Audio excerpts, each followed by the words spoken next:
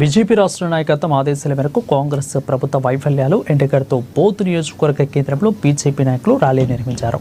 అమలు కాని హామీలు ఇచ్చి ప్రజలను మభ్యపెట్టి అధికారంలోకి వచ్చిన కాంగ్రెస్ ఏ ఒక్క పథకాన్ని కూడా పూర్తి స్థాయిలో అమలు చేయకుండా ప్రజలను మోసం చేస్తుందని వారిచ్చిన అదనపు హామీలపై స్థానిక తహసీల్దార్కు వినతి పత్రం అందజేశారు. అలాగే మొన్న కురిసిన భారీ వర్షాల వల్ల పంటలు నష్టపోయిన ప్రతి రైతును ఆదుకోవాలని, కాంగ్రెస్ పార్టీ ఇచ్చిన హామీలన్నింటినీ అమలు చేయాలని డిమాండ్ చేశారు. వర్షాలు చాలా పడ్డాయి, రైతులు ఎందరో మంది నష్టపోయిండ్రు.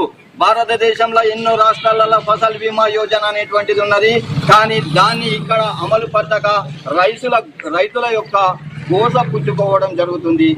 ఇంతకు ముందు అసెంబ్లీ ఎన్నికలలో గౌరవనీయులు రేవంత్ రెడ్డి గారు ఇక్కడికి వచ్చి మరి బోతు లోపల ఏమని చెప్పారంటే, ఇక్కడ రాష్ట్రంలో ప్రభుత్వం గింత వచ్చినట్లయితే ఇది చాలా పురాతనమైన తాలూకా కేంద్రము, ఇది అభివృద్ధికి దూరం అవుతుంది కాబట్టి వెంటనే ఇక్కడ రెవెన్యూ డివిజన్ ని, ఫైర్ స్టేషన్ ని, అదేవిధంగా డిగ్రీ కళాశాలని, గ్రంథాలయంతో పాటు అనేక మినీ స్టేడియం, ఇట్లా అనేక రకాలైనటువంటి అభివృద్ధి కార్యక్రమాలు చేపడతామని చెప్పడం జరిగింది. ఇప్పటి వరకు దాని ఊసి లేదు. స్థానికంగా ఉన్న కాంగ్రెస్ నాయకులని కింద అడిగినట్లయితే చేస్తాం అనుకుంటా సంవత్సరన్నర కాలం దాటిపోయింది. ఇన్ఛార్జ్ మినిస్టర్లు కూడా